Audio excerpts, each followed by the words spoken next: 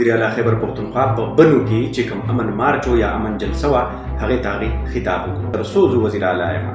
نو څوک دې دا ونه کړي چې زما نه به په صوبه کې څوک اپریشن وکړي. امن چې دی نو دا زموږ حق دی او خپل حق چې کوم دی نو دا به موږ په خیرات کې نه غواړو بلکې دا هم هغې یو ټکي استعمال کو چین کر لینګې، یعنې دا به موږ په وچ زور باندې اخلو چې د بعضې خلکو د غلطو پالیسو له وجې نه په موږ باندې دا جنګ چې کوم دی په موږ باندې دا بې امني چې کومه ده نو دا راوتپلی شي. امریکې غلامان غواړي چې په موږ باندې خپلې پالیسۍ راوتپي. خپلې فیصلې کولو کې موږ آزاد یو، موږ به خپلې فیصلې چې کوم دی نو دا به موږ په خپله کوو. چې که په صوبه کې په هر ځای کې تاسو دغه شانتې خلک ولیدل چې هغه مسلح وي، وسله ورسره وي او د ادارو په نوم باندې، نو پولیسو ته وایي چې نیسئ او جیل ته یې اچوئ. په اسلام آباد کې هم احتجاجونه چې کوم دی نو هغې زور په داسې حال کې ونیو چې د نن دپاره یعنې د 28 جولای دپاره ټاکل شوي وه چې جماعت اسلامي به درنه راولي او پی ټي آی به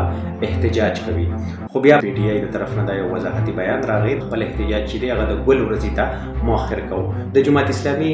مطالبې چې کوم دي نو هغه درې غټې مطالبې دي. یو خو په بجلۍ حوالې سره هغوی وایي چې د بجلۍ دا فی یونټ باندې چې کوم ټیکسز کېښودې شوي دي دا دې واپس واخیستلی شي. آی پی پیز یعنې انډیپنډنټ پاور پلانټس چې کوم دي یو یونټ بجلي نه ده پیدا کړي او 22 ارب روپۍ چې کوم دی نو هغې ته حکومت پاکستان ورکړی، نو دغه 22 ارب روپۍ زموږ د جیبونو نه هغه اخیستل کېږي.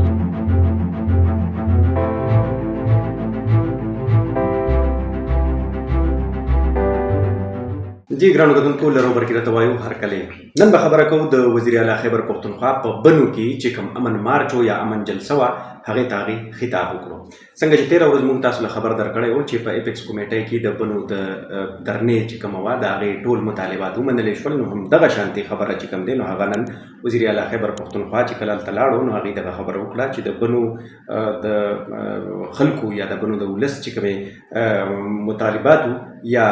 چې کومې غوښتنې وي نو هغه مونږ ټولې ومنلې او که څه پکې پاتې وي د هغې دپاره مونږ بیا هم حاضر یو. په دې کې هغې یو خبره وکړله چې امن چې دی نو دا زموږ حق دی او خپل حق چې کوم دی نو دا به مونږ په خیرات کې نه غواړو بلکې دا هم هغې یو ټکي استعمال کو چین کر لینګې، یعنې دا به موږ په وچ زور باندې اخلو. ښه د دې سره سره هغې یو بله خبره وکړله چې پښتنو یو تاریخ دی، پښتنو قربانۍ ورکړي دي په پاکستان باندې چې کله سخت وخت راغلی یا د کشمیر د ازادۍ هغې ذکر وکړو چې مونږ په دې کې قربانۍ ورکړي دي. خو یو بله خبره یې وکړه چې د بعضې خلکو د غلطو پالیسو له وجې نه په موږ باندې دا جنګ چې کوم دی په موږ باندې دا بې امني چې کومه ده نو دا راوتپلی شوه. او یو بله خبره هغې دا وکړه چې د امریکې په ایجنډه باندې په موږ باندې اپریشنونه وکړی شول. نو یو خبره دغه وکړله، بله یې دا وویل چې د امریکې غلامان غواړي چې په موږ باندې خپلې پالیسۍ راوتپي. اوس د امریکې د غلامانو نه د هغې اشاره چاته ده، کم طرف ته ده، نو ظاهره خبره ده په هغې باندې به بیا تاسو هم پوهېږئ او په هغې باندې به علي امین ګنډاپور د ټولو نه ښه پوهېږي. خو په ماضي کې چې به موږ کله داسې اورېدې یا خاص کر د عمران خان په جلسو کې چې به موږ کتل نو هغې به هم دغه د امریکې خبره کوله چې دا د امریکې په ایجنډه باندې زما حکومت لرې کړی شو او دا دي او هغه دي. نو د هغې نه بیا تاسو ځان له خپل مطلب چې کوم دی نو هغه ازاد یې چې خپل مطلب دې واخلئ. ښه په دې کې یو خبره هغې وکړه چې تر څو زه وزیر اعلی یم نو څوک دې دا ونه کړي چې زما نه به په صوبه کې څوک اپریشن وکړي. دغه یو خبره یې وکړله. بله هغې دا وکړله چې مونږ د خپلې فیصلې کولو کې مونږ آزاد یو، مونږ به خپلې فیصلې چې کوم دی نو دا به مونږ په خپله کوو. دغه یو بله خبره وکړله چې زه د دې اپیکس کمیټۍ چیرمین یم. نو د اپیکس کمیټۍ د فورم نه چې کوم اعلان کیږي خاص کر د پولیس د اکوپ کړولو یا پولیس د سازو سامان د ورکولو، نو هغه ووایي چې که فرض که د بنو کې دغه سازو سامان ورکول یا د پولیسو ضروریات پوره کول که په دغه کې دغه کوم فنډینګ چې ورته کوو نو که دا کمې نور وله ورکومه بیا نور وله هم ورکومه. دغه هغې یو خبره وکړه. ښه د دې تر څنګ د بنو د مظاهرې چې کوم دویمه غټه مطالبه وه نو هغه دویمه غټه مطالبه یې د هغو وضاحت وکړو او هغه دا واله چې په بنو کې دي ګوډ طالبان یې نظر ورځو ته ویلې کېدل یا هغه خلک چې په ادارو په نوم باندې به هغې د خلکو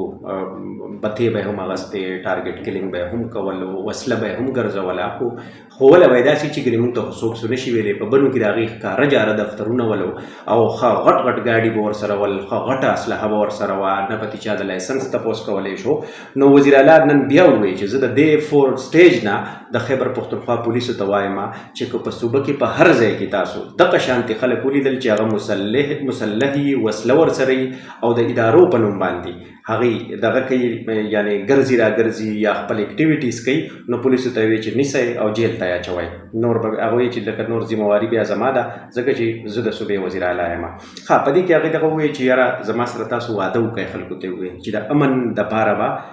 تاسو ودرېږئ، په خپل پوزیشن چې کوم دی نو هغې باندې به کمپرومایز نه کوئ او ودرېږئ به. نو یو خو دغه خبره هغې وکړله چې یاره امن چې کوم دی نو دا به مونږ اخلو. دوه درې پېرې هغې د سټیج نه دا اعلان وکړو چې امن به مونږ اخلو، په وچ زور باندې به اخلو. نو یو خو دغه خبره وه چې د بنو چې کوم درنه روانه وه نو د هغې مذاکرې د مطالبات چې کوم ول نو هغه تقریبا